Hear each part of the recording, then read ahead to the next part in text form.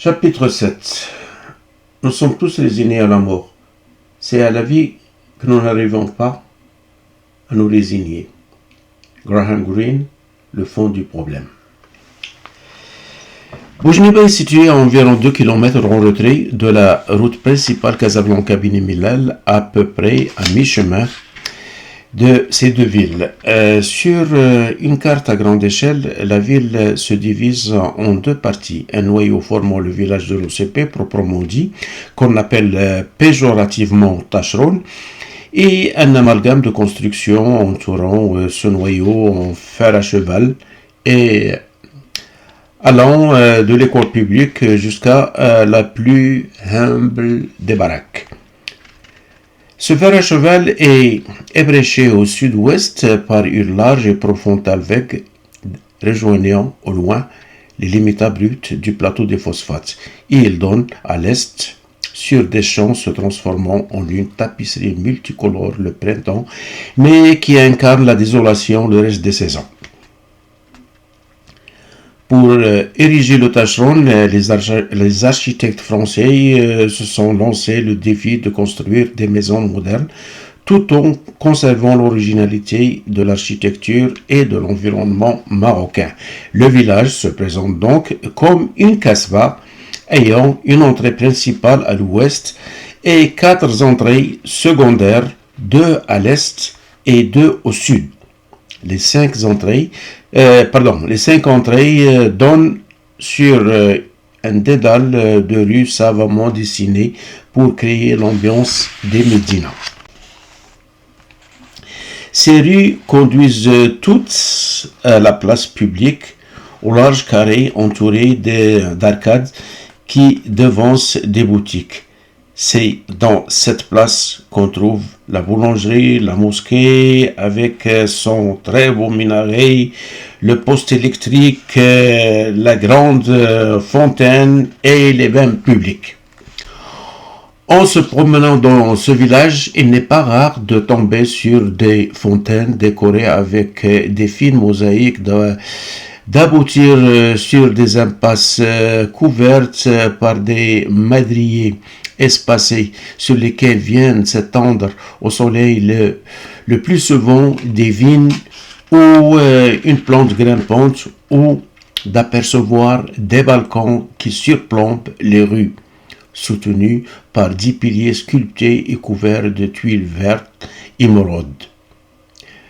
Le tout donne un certain mystère et une certaine originalité au village qui le distingue des 3 autres villages miniers de la région, les Biout de Kouribga, Hattan et Sidi Boulenoir. Pour bénéficier d'un logement dans ce petit monde merveilleux de l'OCP, l'ouvrier doit avoir des enfants à sa charge et doit le prouver avec un livret d'état civil.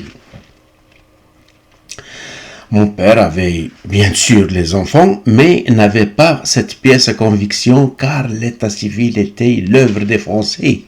Or, les gens de la campagne, majoritaires au pays, avaient une résistance naturelle à toute habitude étrangère qui venait troubler leur conservatisme non moins naturel. En fait, déjà le fait de déclarer les bêtes en leur possession leur coûterait un impôt. Que dire de déclarer des enfants aux colonisateurs? Dieu seul sait les catastrophes qui pouvaient découler d'une telle déclaration. Travaux communautaires, scolarisation obligatoire, campagne de vaccination qui pourrait cacher une campagne de durcissement des cœurs par une quelconque potion magique, et Dieu sait quoi encore. Comme la majorité des Marocains, à cette époque, mon père n'avait déclaré aucune naissance de nous 3. Or voilà que le Maroc indépendant, qui commençait à faire miroiter quelques avantages de l'opération état civil, et donner toutes les facilités pour accomplir cette opération. L'OCP en avait rajouté, en prouvant qu'on avait des enfants par un carnet d'état civil, on pouvait bénéficier d'un logement au village avec électricité et cabinet de toilette relié au système d'égout public. Youpi! On pourrait faire pipi à la maison sans être obligé de voyager pour cela dans les terrains vagues entourant la cité, ce qui manquait d'une certaine élégance pour les dames et ce qui causait un sérieux problème la nuit. Rien que pour ces fruits de la civilisation, mon père se précipita pour avoir son livret d'état civil. Il conduisit toute la marmée à Kouribga, nous fit passer devant un officier d'état civil qui vérifia que nous faisions bien l'âge que mon père avait déclaré lors d'une enquête préliminaire. Il signa ensuite le livret et le donna à mon père qui s'empressa de nous le montrer fièrement une fois tout le monde monté dans l'autocar pour revenir à Boujniba. Beaucoup plus que les sièges de l'autobus que je prenais pour la première fois, plus encore que les poteaux téléphoniques avec leurs guirlandes d'hirondelles qui défilaient dans le paysage à une vitesse enivrante, ce qui m'avait marqué ce jour, c'était de voir mon père miniaturisé sur une photo collée à la seconde page du livret d'état civil. Timide, s'il vous plaît, et avec l'air surpris dans sa djellaba rayée comme un zèbre à laquelle on a accroché une ardoise portant son numéro matricule de l'OCPI, 2794, si mes souvenirs sont bons. Bref, tout pour lui donner l'air du prisonnier qui n'était plus. Quelques jours plus tard, on nous affecta une maison dans le village. Et pour moi, c'était tout un palais. Car même s'il n'y avait qu'une seule chambre à coucher, il y avait une très grande cuisine, assez spacieuse pour les marmites le jour, mais qui se transformait en chambre à coucher pour moi et ma grande sœur la nuit venue. En plus, il y avait de l'électricité. Le toit était en ciment armé et il y avait effectivement un cabinet de toilette. Donc, plus besoin de faire des centaines et des centaines de mètres et de se camoufler comme dans un champ de bataille pour répondre au plus simple des appels de la nature. Il y avait une autre merveille, 4 mètres carrés de la cour, non d'allée pour permettre aux propriétaires de faire du jardinage et garder un lien solide avec la Robia, la campagne. J'allais enfin avoir mon verger comme grand-père et comme ma tante qui vivait dans la montagne. Mon père nous annonça que dorénavant tout ira pour le mieux et que nous ne serions plus au bout de nos bonnes surprises. Et il semblait avoir des dents de devin, car quelques jours plus tard, il revint à la maison au comble de l'excitation. Enfin, enfant que j'étais, je ne pouvais faire mieux. Il avait reçu ce qui, je l'ai su plus tard, n'était qu'une vulgaire carte postale. Il posa devant nous l'objet énigmatique qui représentait une place publique avec une dizaine d'autocars, tout en couleur, entourés par une foule de gens, probablement des voyageurs. Comme sa science se réduisait à déchiffrer l'écriture arabe avec une grande difficulté, il fait appel à une quelconque science occulte pour nous expliquer le sens et le contenu de la carte. Et selon ces dons occultes, les gens du gouvernement avaient décidé, en guise de reconnaissance pour sa participation au mouvement de libération de la patrie, de lui attribuer un agrément de transport et allaient même lui donner un autocar pour le dédommager de la prison et de la résidence surveillée qu'il avait endurée lors de l'occupation française.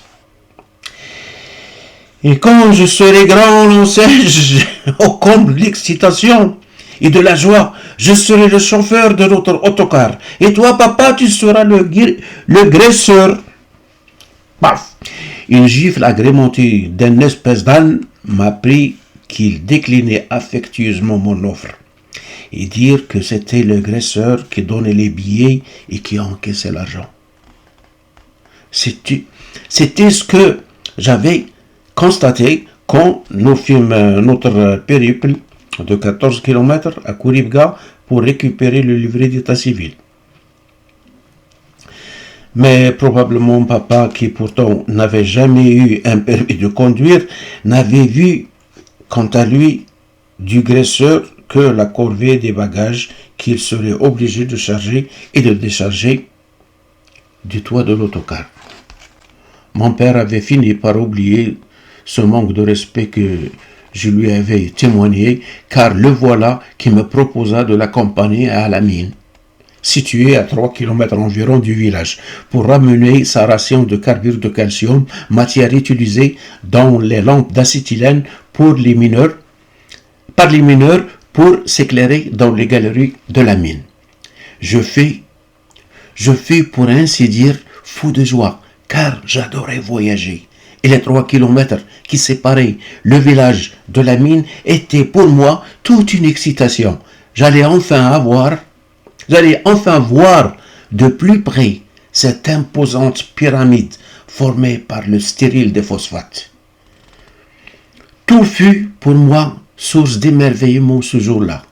Du train qu'on s'affairait à charger de minerais blanchâtres et poussiéreux, jusqu'aux convoyeurs qui sortaient des entrailles de la terre, qui escaladaient la fameuse pyramide et qui déversaient son contenu de pierre et de poussière dans un grand fracas sitôt le sommet atteint. J'étais si absorbé par tant de mouvements et tant de vacarme que je n'avais même pas vu arriver l'homme qui venait d'embrasser mon père, qui se pencha vers moi pour faire de même et qui revint serrer à nouveau mon père dans ses bras. Et mon pauvre père, qui n'arrivait plus à contrôler ni son émotion, ni sa fierté d'être en présence d'un homme si distingué et si bien habillé à l'européenne par-dessus le marché. Il parlait si haut, tout en posant les bras sur les épaules de l'inconnu, qu'il finit par faire se tourner les ouvriers qui passaient par là, dans un sursaut d'étonnement. Mais je crois que c'était exactement ce qu'il voulait, les étonner, les rendre jaloux. Quant à moi, je fus au comble de l'étonnement et de l'admiration devant mon père qui venait enfin de dompter un homme cravaté. Au fait, à quoi sert ce morceau de tissu? Là d'où je venais, seuls les bourricots ainsi que d'autres animaux distingués portaient un collier pareil pour que le propriétaire pût les faire marcher au pas. Et mon père, l'enturbané, l'arrobi, le campagnard, tenait enfin un homme citadin à cravate. Ah mes amis, quand je vais vous raconter ça demain, plus jamais vous ne me regarderez de la même façon. Le deuxième classe que j'étais vint tout à coup d'être promu général dans le pays des miracles et du m'as-tu-vu. Et voilà que tout en posant la main sur la boule de billard qui me servait de tête, l'homme cravaté s'adressa à moi avec une gentillesse et une douceur qui transformèrent mes joues en tomates ayant longtemps mûri sur la branche.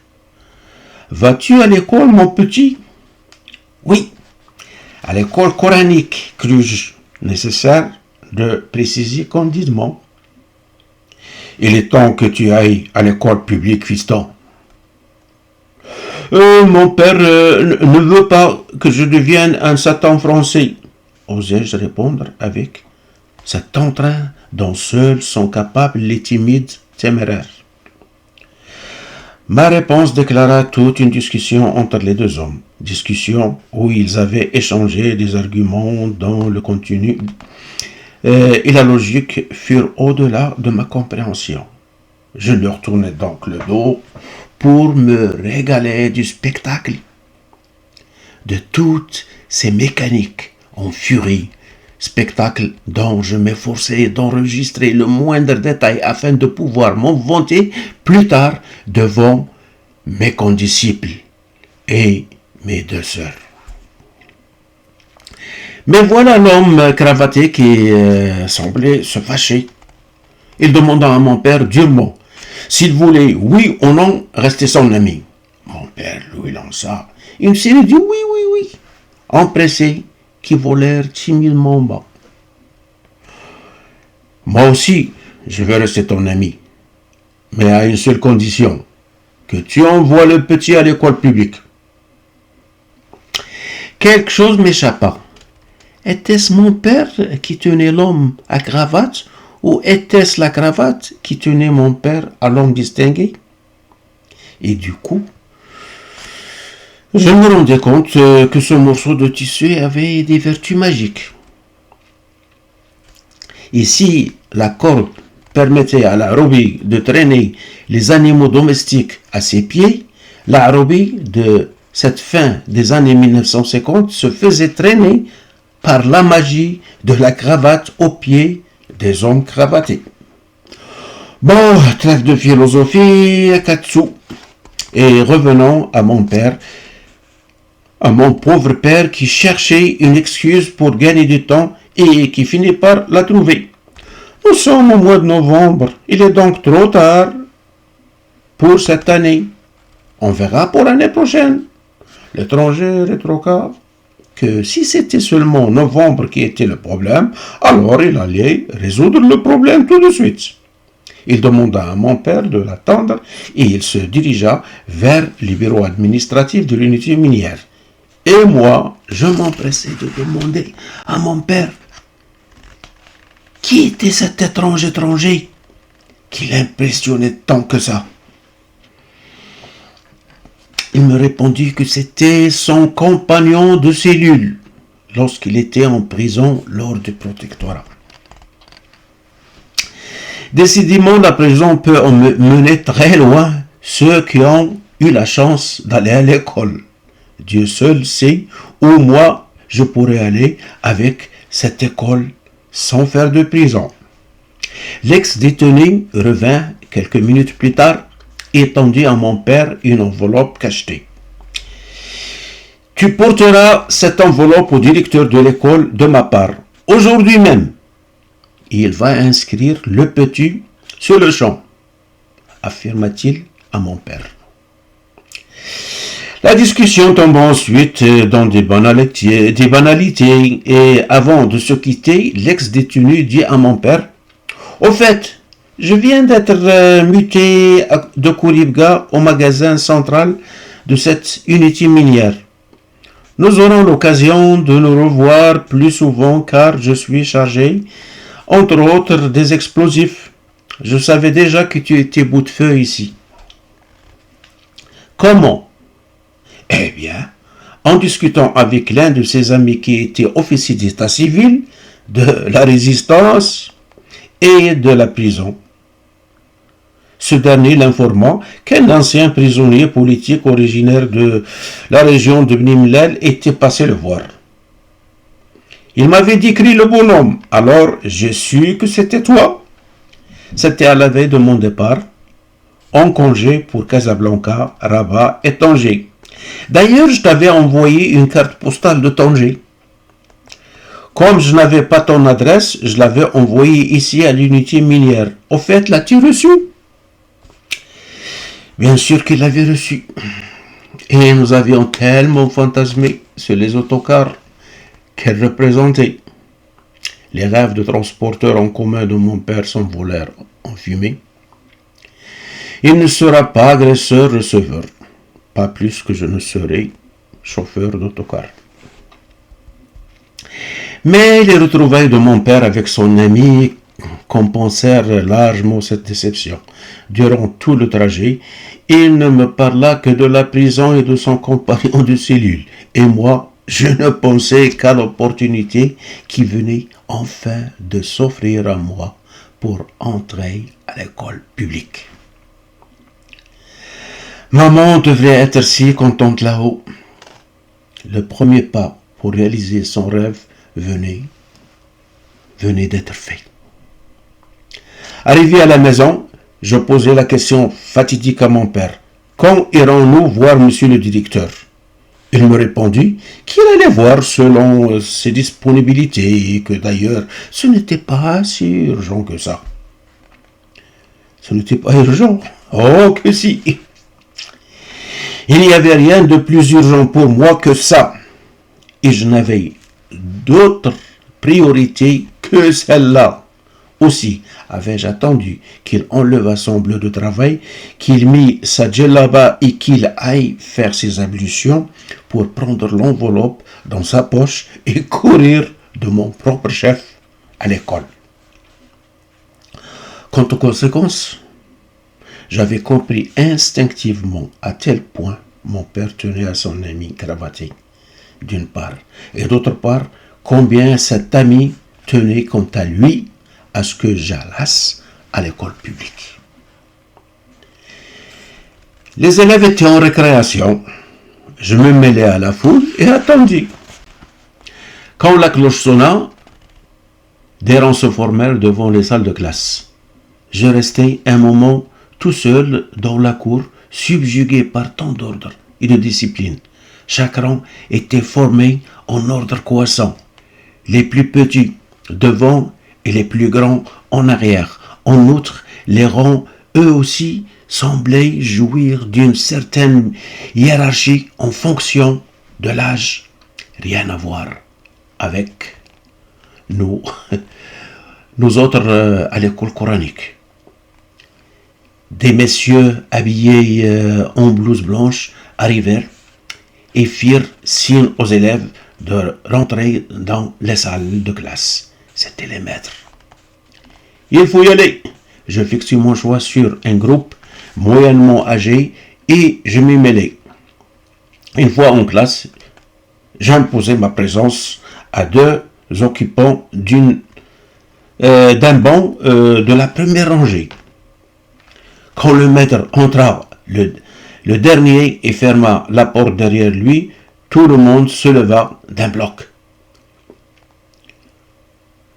Quoique je n'eusse pas saisi le but de cette manœuvre militaire, je l'exécutai presque au garde-à-vous. Le maître prononçant quelque chose, et tout le monde s'assit. La leçon commença illico, et voilà le maître qui s'adressait à moi. Mon oreille capta quelque chose du genre « Qui est-il? Qui est-ce qui t'y fait là ?» C'est quoi ce charabia? C'est ça le français? Une secondaire d'yeux se braquèrent sur moi. Attendant une réponse qui ne vint pas, le maître s'y prit à plusieurs reprises et quelques élèves commencèrent déjà à rire dans la barbe qui n'avait pas. Je me dressai alors, brandis la fameuse enveloppe au monsieur et lui dis dans le plus bel arabe dont j'étais capable, « Je veux voir monsieur le directeur. » Miracle! Le maître oubliait du coup sa langue étrangère et me répondit dans un arabe arabi aussi impeccable que le mien, que le bureau du directeur était à l'autre bout de la cour. Il y avait bien une bâtisse enveloppée de plantes grimpantes comme ma belle-mère de son haïk. J'en fis le tour 2 ou 3 fois de la bâtisse avant de trouver un semblant d'entrée. Par précaution, je tins à m'en assurer avant de m'y aventurer. Il fallait demander à quelqu'un, mais à qui? La cour était déserte.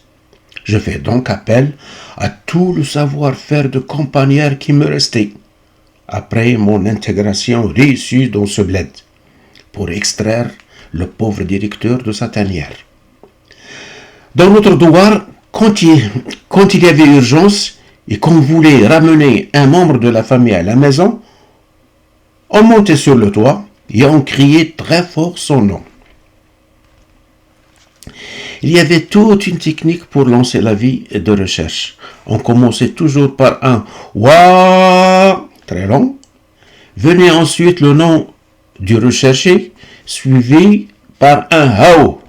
La durée du « Wa » et celle du « How » devait être proportionnelle à la distance. Un avis de recherche concernant un certain pôle moyennement éloigné se transcrira par Wa Paul How. Pour accuser réception de l'avis de recherche oral, Paul devrait crier à son tour Wa Naam How. Naam signifie oui. Wa et How ne signifient rien. La réponse de Paul serait équivalente au « Je te reçois 5 sur 5 » français. Notez bien qu'il n'y avait aucun Paul dans notre devoir. C'était juste un exemple. J'aurais pu utiliser un prénom local du genre Hamida, Qaddour ou Jileli. Ceci dit, le crieur devait ensuite transmettre le message objet de l'appel sur la même longueur d'onde. Et c'était ainsi que tout le devoir saura qu'un tel avait servi le dîner à telle heure, qu'il avait reçu une visite d'un cousin, qu'une ruade de son âne avait atteint en plein visage son fils, ou que sa femme s'était fait piquer par un scorpion qui s'était logé dans ses babouches. Est-ce là l'origine de l'expression téléphone arabe? Ce serait injuste car les berbères utilisent la même technique, le même téléphone.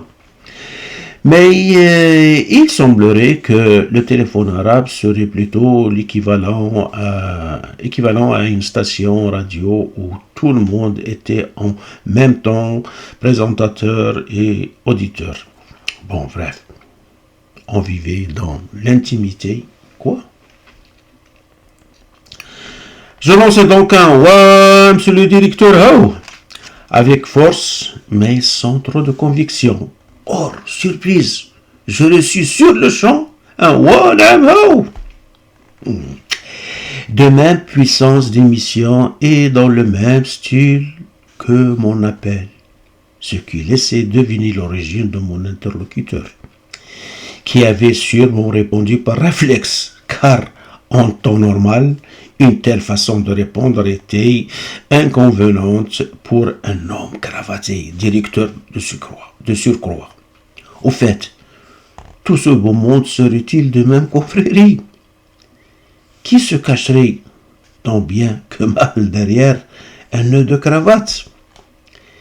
Et serais-je assez chanceux pour que le directeur soit un cousin éloigné? Non, il ne l'était pas. Et il n'avait pas l'air de l'être, ni par son costume, ni par sa cravate, ni par une quelconque familiarité après avoir ouvert l'enveloppe et lu la lettre. Il se contenta de me demander où était mon père. Je lui répondis qu'il était à la maison. Il m'intime alors d'aller le chercher sur le champ et de ne pas oublier d'apporter le livret d'état civil. Ah, ce livret passe partout. Clé de notre maison hier et clé des lumières de mon cerveau aujourd'hui. Mon père ne m'avait ni caressé la joue d'une gifle, ni servi de qualificatif insultatif du genre Hamar, Anne, en vue de saluer mon initiative. Pire, il s'empressa de me suivre le regard inquiet. Avait-il peur? Il me semblait que oui, car sitôt devant le directeur, il se confondit en excuses tout en m'accusant d'être parti sans attendre qu'il m'accompagnât. Pardon. Le directeur accepta les excuses et ordonna à mon père de m'envoyer en classe dès demain. Bien, monsieur le directeur.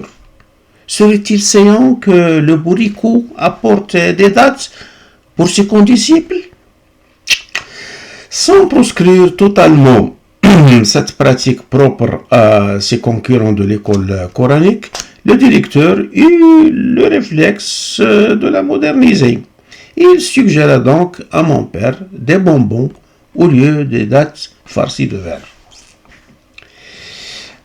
Pensa-t-il que le bonbon faisait plus occidental? Que cela allait faire de son école une école plus moderne?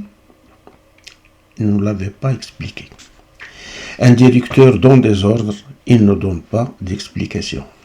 Le lendemain, je me présentai donc sur ordre de monsieur le directeur devant la direction avec un gros sac gris en papier mâché plein de bonbons en forme de petites montres multicolores dont le goût rappelait un mélange de chaux éteinte et de gélatine auquel on a ajouté de la mélasse. Le directeur me conduisait à ma classe et me présenta à mon maître d'école, à qui je m'empressais de confier le sac de friandises. Mais les bonbons ne furent pas distribués le jour même à mes nouveaux condisciples. Le matin, à son tour, le maître, à son tour, tailla en brèche cette coutume. Il trouva à l'offrande un usage pédagogique et s'en servit pour faire rentrer dans nos tronches d'arriérés les rudiments du calcul.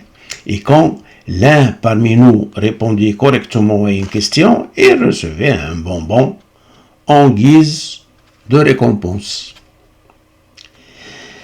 Mon ancienneté à l'école coranique n'avait pas servi à grand-chose.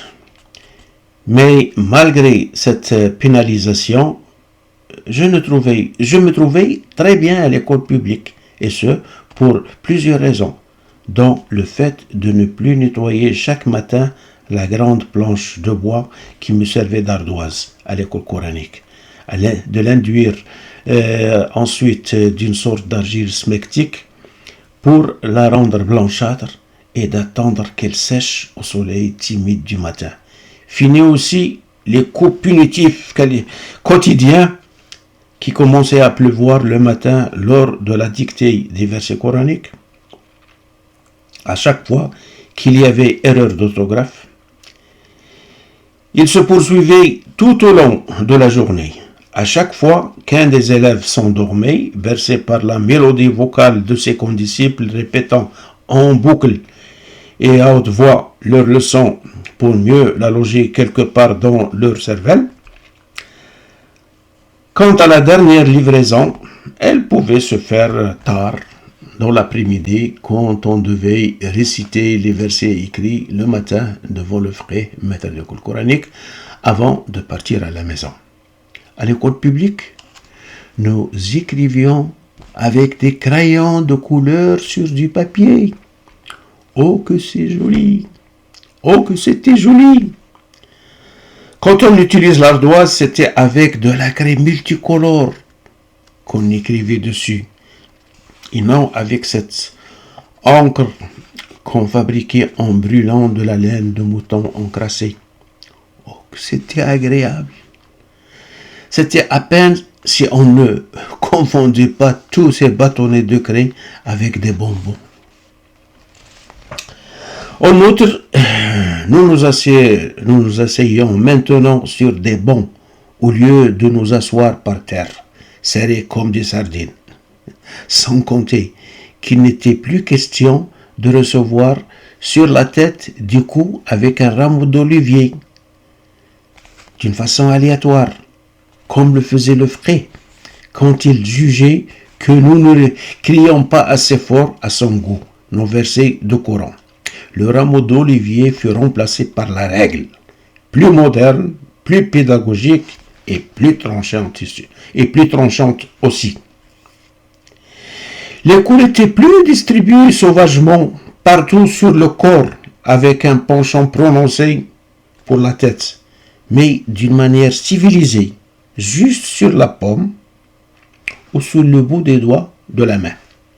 Bien sûr, il y avait quelques maîtres qui se laissaient emporter, qui cassaient des règles sur des têtes dures et qui faisaient appel même à la paume de leurs mains. Mais ceux-là, ils faisaient exception. Ils étaient souvent à cheval sur les deux systèmes. En général, le maître était si gentil qu'il faisait la livraison à domicile, en se donnant la peine de se déplacer jusqu'au banc du méchant élève. Rien à voir avec le fiqh, dont la longueur du rameau était proportionnelle à sa paresse. Et le meilleur pour la fin. J'avais enfin le droit de laisser pousser mes cheveux, comme l'avait souhaité ma mère avant de mourir. Et mes cheveux s'en donnaient à cœur joie, au point où il était difficile d'imaginer qu'un jour j'allais redevenir aussi chauve que Net. Tout au début, je recevais souvent des coups de règle, mais voilà que le maître demandait de temps en temps à un volontaire pour lui apporter du thé quand il recevait une visite. Or, j'avais remarqué que ces volontaires, en plus d'aller chez eux en pleine classe, ne recevaient les coups de règle qu'en cas de livraison collective. Je me fais donc porter volontaire un jour. Les coups avaient cessé sitôt et je fus même devenu un très bon élève. En témoignaient les mentions médiocres ou faibles qui avaient disparu des marges de mes cahiers. Ma première année à l'école fut très enrichissante. J'y avais appris à lire correctement, à écrire assez bien, à calculer mieux que la majorité de mes condisciples et à me méfier terriblement des flaques d'eau. Concernant ce dernier point, nous nous amusions un jour de pluie en sortant de l'école le soir à nous faire asperger les uns les autres en pataugeant dans les flaques d'eau. Plus on frappait fort, plus l'eau giclait au loin.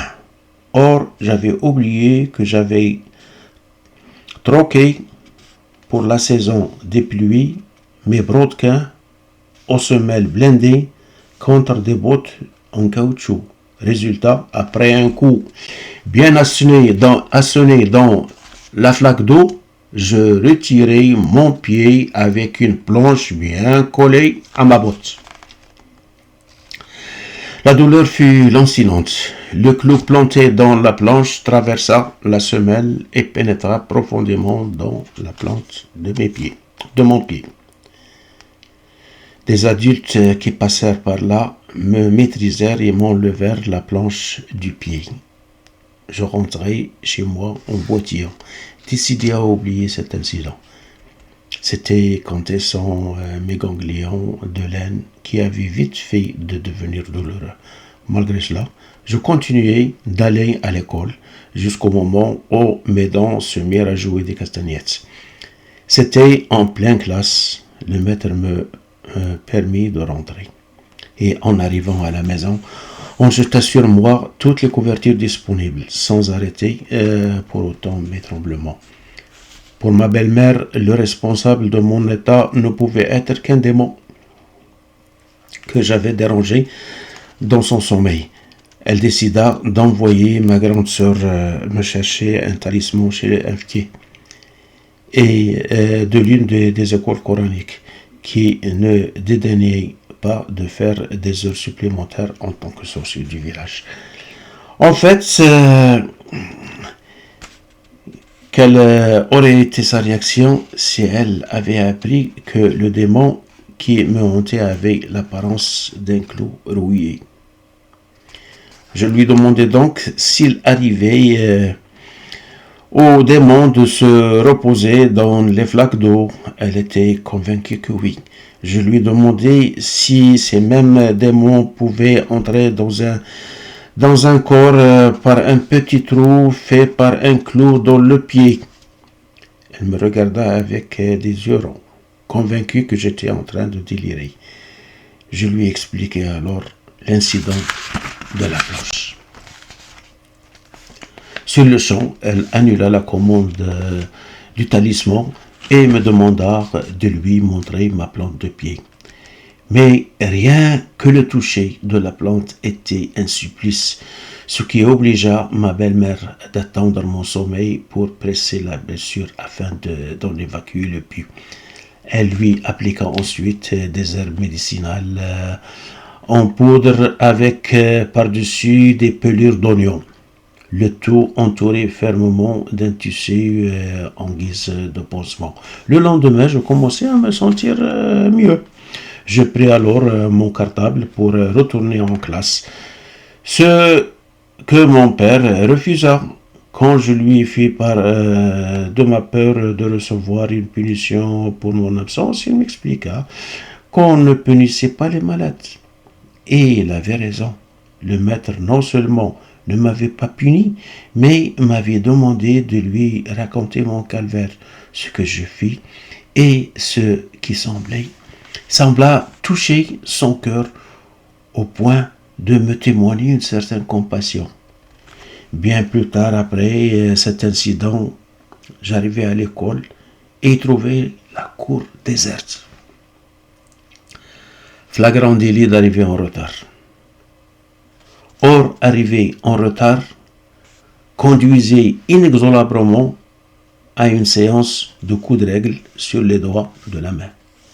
Et comme je m'étais déjà absenté lors de ma maladie et que je n'avais pas été puni, j'ai pensé qu'aujourd'hui j'allais payer les arriérés si je poussais la porte de la salle de classe pour déranger tout le monde. Ma décision fut prise. J'inaugurai l'école buissonnière, quitte à inventer une histoire de maladie, car on ne punit pas les malades. Je me dirigeais donc vers les champs situés à l'est du village pour admirer les superbes tapis multicolores. Le superbe tapis multicolore printanier et pour y chasser les papillons et les criquets. À midi, je revins à la maison pour manger comme d'habitude.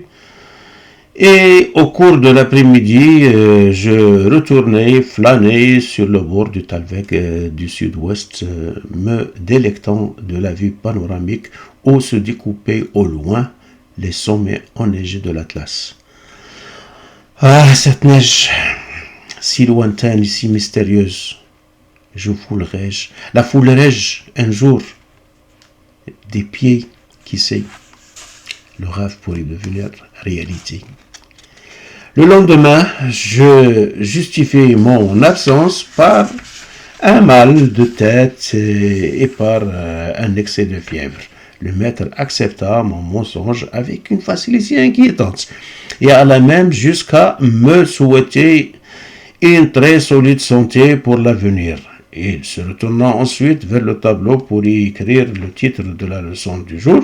Il annonça en guise d'hors d'œuvre une petite révision. Et vous l'avez deviné, c'est à moi qu'incomba la responsabilité de rappeler à mes camarades ce qu'ils avaient appris hier.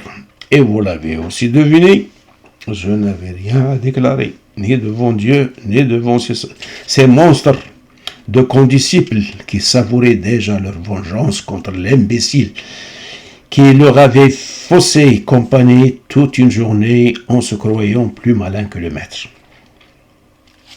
Je ne connais pas bien les maladies imaginaires ni leurs guérisons miraculeuses, mais je connais un truc efficace pour éviter leur séquelles de paresse chez mes élèves, me lança ce maître, tout en me demandant de tendre la main droite, puis la gauche, puis la droite. Je me Je ne me rappelle plus combien de fois j'avais changé de main, mais une chose est sûre, les coups de règle, plus fort que d'habitude, m'ont enlevé définitivement le goût de faire du tourisme de campagne au moment où mes condisciples bâillaient joyeusement à se décrocher les mâchoires, enfermés entre les quatre murs de la salle de classe. Fin du chapitre 7.